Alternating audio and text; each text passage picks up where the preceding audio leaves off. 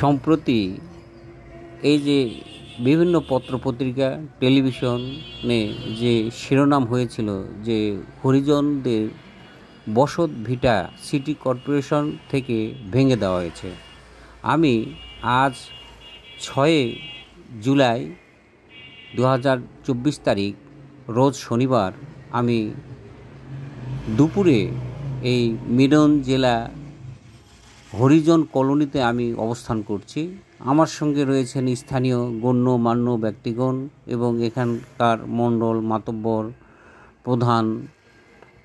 তারা আমার সঙ্গে অত্যন্ত আগ্রহের সাথে ঘুরে ঘুরে তারা দেখাচ্ছিলেন এবং তাদের কথা শুনে আবেগ আপ্লুত হয়ে আমি পড়ি। সুধীবৃন্দ, এই সকল অনগ্রসর প্রান্তিক জনগোষ্ঠীদের একসময় বিভিন্ন প্রকার আশ্বাস দিয়ে তাদেরকে অভাব পীড়িত দরিদ্র এলাকা থেকে, যেমন বিহার, উত্তরপ্রদেশ, উড়িষ্যা, এই রকম এলাকা থেকে তাদেরকে এই এলাকায় এনে বসতি স্থাপন করেছিল ব্রিটিশ সরকার।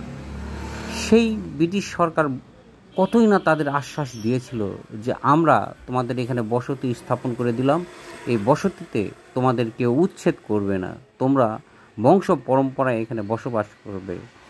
সেই থেকে তারা সেখানে বসবাস করছে। আর শহরের ময়লা আবর্জনা পয় নিষ্কাশন, পাশাপাশি অফিস আদালত, সিটি কর্পোরেশনের বিভিন্ন কর্মে তারা নিযুক্ত থেকে শহরকে অর্থাৎ শহরের মানুষকে তারা সুন্দর পরিবেশ প্রদান করেছে। কিন্তু তাদের কাছ থেকে শুনে আমার যেটা বিশ্বাস হলো বা মনে হলো যেটা, সেটি হলো তারা এতদিন থেকে এই এলাকায় বসবাস করছে, কিন্তু তাদের কোনো কথার বা কোনোই মূল্য তারা সিটি কর্পোরেশনের পক্ষ থেকে প্রদান করা হয় নাই। সুধীবৃন্দ, আপনাদের বলে রাখি, আইনের বলাই আছে, যদি কেউ 12 বছর থেকে 20 বছরে কোনো এলাকায় বসবাস করে কারো জমির উপরে, তাহলে এইটা অপ্রতিরোধ্য একটি আইন হলো ওই জায়গা থেকে তাকে কেউ জোরপূর্বক উচ্ছেদ করতে পারবে না। কোর্ট বা আইন আদালতের মাধ্যমে সেটি উচ্ছেদের ব্যবস্থা করতে হবে।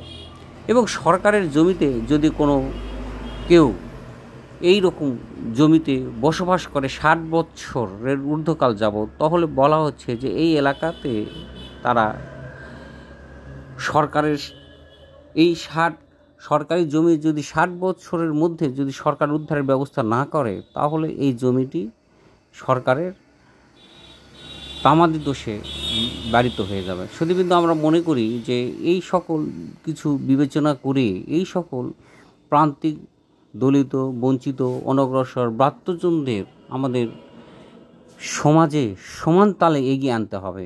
তারাও অন্ন, বস্ত্র, বাসস্থান, শিক্ষা, চিকিৎসা, নিরাপত্তা তাদেরও ব্যবস্থা করতে হবে। তারাও কিন্তু এদেশের ভোটার এবং নাগরিকের অন্যান্য যেগুলো সুবিধা রয়েছে তারাও যেন তারা এগুলো ভোগ করতে পারে। সুধীবৃন্দ, আমরা মনে করি প্রত্যেকটি মানুষকেই সমান তালে নিয়ে আসতে হবে।